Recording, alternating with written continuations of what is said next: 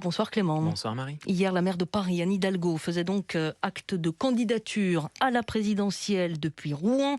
Ce discours, vous l'avez décortiqué Clément, et pour vous, il est surtout constitué de mots qui ne veulent pas dire grand-chose. Et oui, alors vous savez, dans un discours de candidature, il y a bien sûr des attendus. Alors le premier d'entre eux, c'est évidemment d'expliquer pourquoi on se présente. Anne Hidalgo vante son expérience politique, elle évoque ses origines populaires, elle déclare porter la voix d'une équipe, mais elle explique également vouloir combattre le mépris de l'actuel gouvernement.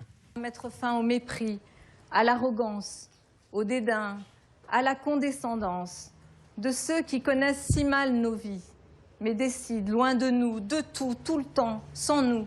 Alors, ceux qui décident loin de nous, sans nous, et bien ça c'est assez habile de la part d'Anne Hidalgo, avec cette première personne du pluriel, ce nous, elle s'inclut dans le peuple et elle s'affirme au fond comme une élue de terrain, ce qu'elle est effectivement. Mais derrière, il y a une stratégie politique, mettre à distance son image de grande édile parisienne, ce qu'elle est également. Et c'est aussi, Clément, une attaque directe contre Emmanuel Macron, qui a souvent été accusé, lui, de se montrer méprisant. Oui, et c'est fondamental, ça pour Anne Hidalgo. Cela lui permet de mettre en avant un contraste radical avec le gouvernement. Elle se pose en s'opposant. Et pour accentuer ce contraste, elle se réclame d'une valeur cardinale, le respect. Le respect.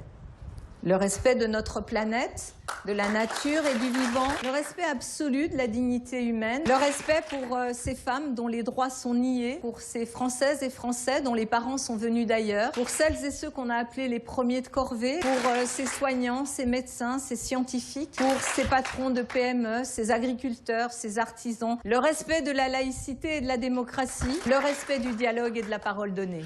Bon, le respect, c'est voilà, on aura retenu le respect.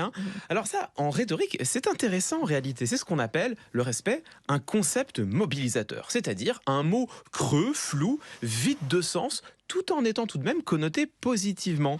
Pour les hommes et les femmes politiques, c'est donc un outil extrêmement précieux. Il permet de ne pas dire grand-chose, tout en mettant tout le monde d'accord avec soi. Et d'ailleurs, pour en avoir le cœur net, figurez-vous qu'il y a un outil. Il suffit de se demander s'il serait possible raisonnablement de revendiquer l'inverse. Pourrait-on se réclamer de l'irrespect, du mépris ou de la suffisance?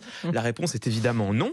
Quand Anne Hidalgo fait une longue énumération de tout ce qui, selon elle, mérite le respect, elle fait plaisir à tout le monde, mais sur le fond, elle ne dit rien à personne. Mais il ne faut pas être dupe, Clément, ce type de mots, c'est typique des campagnes électorales.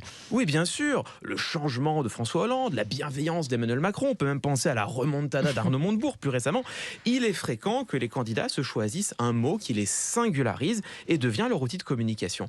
Mais dans le cas d'Anne Hidalgo, je crois que cela va un peu plus loin. Dimanche, c'est tout son discours qui était structuré autour de ce type de concept. Un projet qui mettra résolument le pays sur la voie de la réconciliation, de l'apaisement, de la sécurité, de la justice sociale et aussi de la justice climatique. La force de l'engagement, la volonté du rassemblement. Sauver la planète, construire une république forte et juste, une France plus sûre, retrouver le goût du dialogue et du débat. On peut changer la vie, on peut changer le monde. Bon, alors là, c'est un festival, un projet de réconciliation et d'apaisement par opposition, j'imagine, à ceux qui prônent la discorde, une république forte et juste par contraste sans doute avec ceux qui veulent une république faible et injuste, changer la vie et le monde, au contraire de ceux, bien évidemment, qui aiment le statu quo. Bref, on le voit, dans ces exemples, il y a des mots très enthousiasmants, mais pas l'ombre d'une véritable proposition politique. Et alors certes, il y a un petit effet de montage, mais j'ai laissé de très nombreuses occurrences de côté. Tout le discours était saturé de ces concepts mobilisateurs. Mais encore une fois, on n'est qu'en début de campagne, on peut imaginer qu'Anne Hidalgo n'ait pas encore structuré tout son programme. Oui, bien sûr, et il est normal en temps de campagne de voir fleurir ce type de mots dans les discours. Mais se présenter à la présidentielle, c'est aussi dire clairement quelle vision on a pour le pays. Et on aurait pu légitimement attendre d'Anne Hidalgo qu'elle annonce au moins les fondements de son projet, en prenant le risque de plaire et de déplaire, car au fond, la politique, ça n'est rien d'autre que la sphère au sein de laquelle, en tant que société, nous arbitrons collectivement nos conflits. Un discours avec lequel tout le monde peut être d'accord, c'est par définition un discours politique qui ne dit rien. Il peut nous séduire, mais il n'est pas évident qu'ils doivent nous convaincre. Entre les lignes, merci pour vos lumières, Clément Viktorovitch.